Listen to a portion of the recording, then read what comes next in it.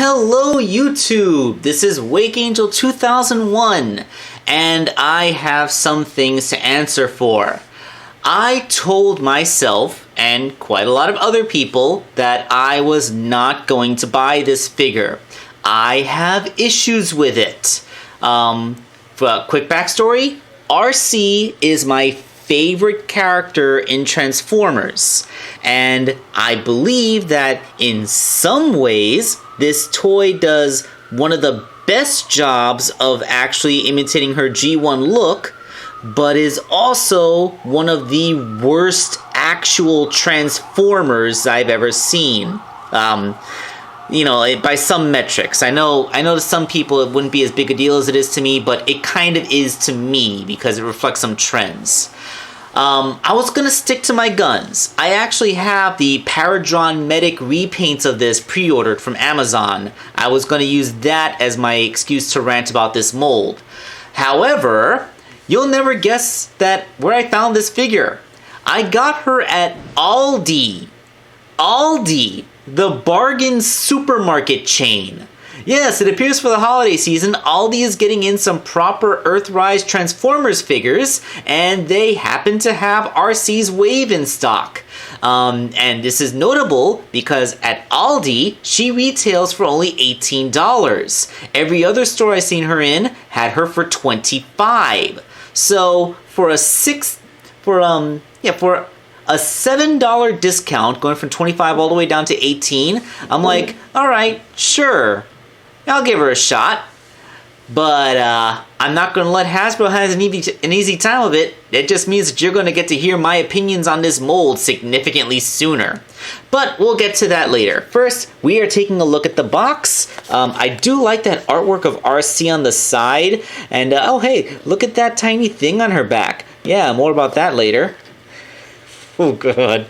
Oh, we're going to discuss that. Oh, you can hear my voice dropping right now, can't you?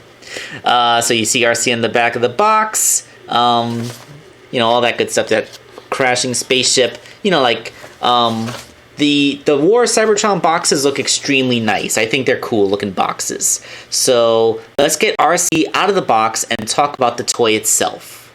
First things first, let's talk about the stuff she comes with. We have her instructions, printed nice and large, easily legible. I'm actually pretty okay with these instructions. They are good instructions. Okay? And it even has instructions on what to do with this insert. This is the cardboard insert from the back of the box. And going all old school on us, they have the decoder thing. So, Dominus Junkion. It's a secret code hidden in all this noise scramble, and all it appears to say is Dominus Junkion. I mean, you can kind of make it out, but it's really hard to read. When you put this over it, it jumps out, Dominus Junkion. So that is basically what they're going for. That a preview of the next wave? I mean, the Junkions are pretty cool. You know, Wreck-Gar, Baweep Grana, all that good stuff. Alright, so let's get Arcee herself out there. So, here is Arcee out of the box, looking, alright, I gotta say, really good. She is almost perfectly accurate to her original animation model from the old cartoon, and she looks pretty darn good from top to bottom. Unlike the Thrilling 30 version, which had a slightly altered color scheme, this one is just like the Takara version of that mold in that it actually replicates how she originally looked, with the gray midriff and the pink painted on metal bikini thing that she has going on. It really does work for her, and it looks really good. I wish there was some detailing on her face because it's just all white with just her eyes as being the only picked out part. I mean, there's a lot of sculpted detailing in there. Like maybe they could have painted her lips in or given some highlights or black wash on her helmet. You know, something to make it stand out. As it stands, it looks like an unpainted model kit. A very good model kit, but you know, like a little bit of panel lining or black wash would have really made those details pop a little more. Articulation is good. The head is weird. It feels like it's stuck. Like there's a it feels like there's a ball joint in there, but it's constrained, so it turns left and right just fine, but doesn't really tilt or go up and down or anything. She has pin discs on her shoulders. They rotate around. She has a bicep swivel. Her elbow is single jointed, but look at how deep that elbow bend is. Impressive. Her wrists don't rotate, but they do hinge. So, you can have her do that sexy little sachet thing. She has a waist joint. Okay, that's one thing over to Thrilling 30 so far. Her hips they only go up this far. You'd think that she should be a little more flexible. I mean, they kick up quite a bit, and oh, that's a lot of hollow space. That was literally my first time seeing all that hollow space, because I actually just put her down in front of the camera without turning her in my hand, so wow. But check out that knee. Wow, that is some folding knee. Goes all the way. So ankles, they go all the way forward and backwards. They rock side to side. She's got that ankle swivel. So yeah, she's a highly articulated, super posable, really good figure. And she has these super, super huge heels so that she could supposedly stand with the backpack. Okay, wow. It was nice liking this figure for a few moments. Now, dun, dun, dun, dun, dun. Wow, that is an enormous backpack. It is her actual entire car folded up on her back. Like, unapologetically. There is, yeah, that's just her entire vehicle. It's just back there now. Yeah. Like, they did absolutely nothing to try and hide it. Well, they did do something, but the something that they did is something I really don't like. So before we go into any further details, here's her weapon. It is a gun. I have no idea why it's cast in this weird translucent plastic. It makes it look like it's a gun hologram. That's weird. There is a slot right there on the gun. So I'm assuming it holsters on her somewhere. Where is this thing supposed to attach? Does it... Where the heck does this thing go? Does it go here? No. There's nowhere on her hip for it to go. Does it go on the back of her leg? No, it doesn't go there. Where the heck does this go? Where does it peg in? I have no... Am I the idiot here? I'm not finding where this pegs in on her body. Like, that is definitely a peg which should go here on her hip or something. I mean, let's see. In her hand, the gun slides very neatly, and it's cute. Her finger is even sculpted so that it kind of hovers into that trigger guard. So, not a bad. She doesn't look bad when she's holding it. She's wielding it pretty effectively. That's all well and good. I like that. Looks perfectly fine. So, okay. I'm probably going to find where this thing pegs in later, and I'm going to feel like a complete idiot, but yeah, like, it is not obvious where this is supposed to go. Does it go into the hole on her foot? No. Wait, yes! Okay, there you go. Foot gun. Yes. It's a weird place to have your gun stored, but whatever. Alright, so, yeah, like, Hasbro's idea to deal with the enormous issue of her backpack kibble is to have it come off. It's her car is a removable accessory. With it removed, okay, that's looking better. That looks like Arcee. The little back panels that she has, like, that's Arcee. You expose her curves, her lower back, that gigantic hole in her back that everyone's been making fun of. It's where her car pegs in. Yeah, that's it. That's what they do. Like, I don't want to give them credit for like dealing with it by like it doesn't even do anything. This is it. It comes off.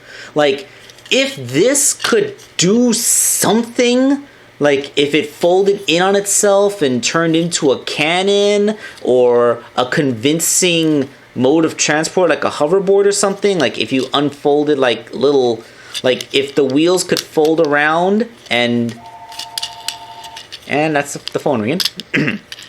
Like, they fold out, but that's just the car transformation. Someone gonna get that phone? I'm not alone in the apartment. Yeah, like, what is that? That's, I don't know. Like, I'm really grasping at straws here. This really upsets me, man. This really upsets me that this is all they did. And it has holes that her feet peg into. It has pegs that the holes on her feet peg into so she can stand on it. And then she supposedly has like a surfboard. But come on. Really? Are you freaking kidding me? No, Hasbro, you fail. Like, you didn't even do anything with this. She can't hold on to it like it's a shield, even if it doesn't look like it would be a good shield. She's just supposed to stand on it. It doesn't look like anything. You just disconnected a huge part of her car mode to get her to look more like her cartoon model. I understand her original cartoon model wasn't really meant to have a toy based on it, so they didn't actually think of how they were going to make a toy out of her at the time, and so you're stuck with that. But let me tell you something. This is giving up. I mean, you may as well have just made an Arcee action figure and then had like a car shell that clips around her, like a pretender shell. Then you could take her, then you open up the car, take the robot out, and that would be it. Like this is one step removed from just being an Arcee pretender. And I do not like that. That is bald-faced, lazy engineering. But you know what? Okay, good. We have the definitive G1 accurate Arcee aside from the masterpiece. Fine. You got her. Now, the next time you make an Arcee, can you please put some actual thought into her engineering aside from get the car out of the way? Seriously, man, I can't. I just can't. That's like, it's so dumb. It is so dumb. Alright, let's get her into her car mode before I completely lose all enthusiasm for this. Oh, hey, look. I found where the gun goes. It goes into one of these slots on the top of the car. The reason I couldn't find it before is because when her entire backpack is on, that covers it. So you wouldn't be able to see those slots. So yeah, she actually can't store her weapon unless you part form away most of her backpack. So yeah, there you go. That's another knock against her. God, I love this character so much. And so much of me wants to love this as a figure. But I just can't love it as a toy. This is so irritating. Okay, I had to acknowledge this. I barely count this, but I looked at it in the instructions, and I know if I don't bring it up, people will want to correct me in the comments for hating on it so much. You are supposed to fold the panels that the wheels are in outwards like this, so that it can lie a little flatter, and Arcee can stand on it better. One, this doesn't really do anything to make it look more like a hoverboard. Maybe if they could at least do something to hide the chairs. But yeah, this doesn't really do much to make it look like a hoverboard. And secondly, like, you hear that? That's an uncomfortable amount of clicking that goes in there. The reason I didn't realize that it was able to do this is because I thought it wasn't meant to do it. Because it makes a really loud, uncomfortable snapping noise to do that, and I thought that if I pushed, I would break the plastic. But no, it is meant to do that. As uncomfortable as that clicking sound is, it was supposed to do that. say about this. And there it is. There's her car mode. The shell that covers up her body. It rolls, I'll give it that. I mean, the Thrilling 30 mold didn't roll very well, but this one does a decent job of it, so okay. But seriously, like this is your precious G1 accurate car? This is a ridiculous parody of a car. I can't even fathom how this is supposed to work as a vehicle. I mean, look at those chairs. Okay, imagine if a person sits in that chair. That means that someone who was standing next to this car would basically have to climb onto it and crawl over this gigantic fender, which in this scale is probably like 3 feet wide to get to the seat, where they would then crawl into the seat, which has a tiny little steering wheel sculpted in. Isn't that cute? Like, this car is actually massive. It's not some cute, compact little convertible. It is a huge, gigantic car the size of a small boat. This is a massive vehicle, and it's a 2-seater. Arcee's car mode is terrible. She has an ugly, stupid-looking car, and they went through such great pains to replicate it. Why? I hate the vehicle mode. Look at that. The fact that the vehicle mode has absolutely nothing to do... Like, the robot mode looks fantastic. I will grant it that. But every single negative I have to say about Arcee is in service of her transforming into a car. The car looks terrible. The transformation is terrible. It didn't even have a back. There's no rear bumper. So yeah, the car is objectively terrible. And look, underneath, that's Arcee. She's just folded up. Her head is turned around as a courtesy, because you could easily just turn that around. You didn't have to do it. Like, Arcee is just there. She contorted her body in a weird way. The most that her robot mode had to accommodate was that she had to turn her thighs around 180 degrees so that her knees would bend backwards to go tucked inside. Like, no, this is the worst, laziest transformation and car mode that Arcee has ever had. And remember the other most recent Arcee figure, the Cyberverse Bumblebee Arcee? Like, first of all, with the much larger cockpit, at least this looks more proportionately sound as a car. I mean, compare the size of the cockpits, it's ridiculous. This one does a good job of rolling too, so it beats her in that one. This one actually has a rear end, so it beats that one too. And you know what? It may be that Arcee is just kind of chilling out down there, but these 2 panels that define the side of the car are actually part of her arm. That means infinity% more of Arcee's robot mode becomes a part of her vehicle, even if it's literally just these door panels, because there is not a single part of Arcee's robot mode represented in this car. And the car is completely useless in service to the Arcee robot mode, except as a ridiculous backpack. That gigantic backpack that makes her look like that fox girl from Is It Wrong to Try and Pick Up Girls in a Dungeon? I don't remember her name at the moment, but yeah, she kind of reminds me of that. How long can I make these disappointed noises?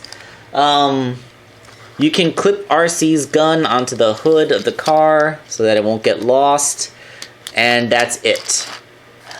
I do not like this toy. I really do not like this toy. You guys know me. Arcee is my favorite Transformer character, and I am very passionate about the representation of female characters in toy lines normally meant for boys. And I feel that they have not been doing a good job lately.